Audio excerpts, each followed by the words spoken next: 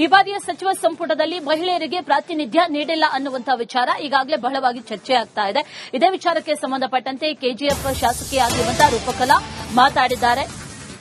ಕ್ಯಾಬಿನೆಟ್ನಲ್ಲಿ ಶಾಸಕಿಯರಿಗೆ ಸಚಿವ ಸ್ಥಾನ ನೀಡಿ ಅಂತ ಆಗ್ರಹಿಸಿದ್ದಾರೆ. ಮಂತ್ರಿಮಂಡಲದಲ್ಲಿ ಸಮಸ್ಯೆಗಳಿಗೆ ಧ್ವನಿಯಾಗಬೇಕು, ಯಾವುದೇ ಮಾನದಂಡವನ್ನಾದರೂ ಅನುಸರಿಸಿ ಸ್ಥಾನ ಕೊಡಿ ಅಂತ ಆಗ್ರಹಿಸಿದ್ದಾರೆ. ಶಾಸಕಿಯರಿಗೆ ಸರ್ಕಾರ ಅವಕಾಶವನ್ನ ಕಲ್ಪಿಸಬೇಕಾಗಿದೆ, ಯಾವುದಾದರೂ ಮಾನದಂಡವನ್ನ ಅನುಸರಿಸಿ ಸ್ಥಾನವನ್ನ ಕೊಡಿ ಅಂದಿದ್ದಾರೆ. ಏನು ಹೇಳಿದ್ದಾರೆ ಬನ್ನಿ ನೋಡೋಣ. ಕೆಪಿಸಿಸಿ ಅಧ್ಯಕ್ಷರಿದ್ದಾರೆ, ಮುಖ್ಯಮಂತ್ರಿಗಳಿದ್ದಾರೆ, ಬಹಳ ಅನುಭವ ಇರುವಂತಹ ಸಿದ್ದರಾಮಯ್ಯರು ಕೂಡ ಇದ್ದಾರೆ. ಅವರಿಗೆ ಗೊತ್ತಿದೆ ಯಾರನ್ನ ಯಾವ ರೀತಿ ಮಾತಾಡಿ ಸರಿಪಡಿಸಬೇಕು. ನನಗಿಂತ ಮೇಧಾವಿಗಳು ಪಕ್ಷನ ಬಹಳ ವರ್ಷಗಳ ಕಾಲ ಸಂಘಟನೆ ಮಾಡ್ತಾರೆ. ಯಾರಿಗಾದ್ರೂ ಮಹಿಳೆಯರಿಗೆ ಸ್ಥಾನ ಮಂತ್ರಿಮಂಡಲದಲ್ಲಿ ಹೆಣ್ಮಕ್ಕಳ, ಈ ದೇಶದ ಹೆಣ್ಮಕ್ಕಳ ಧ್ವನಿಯಾಗಿ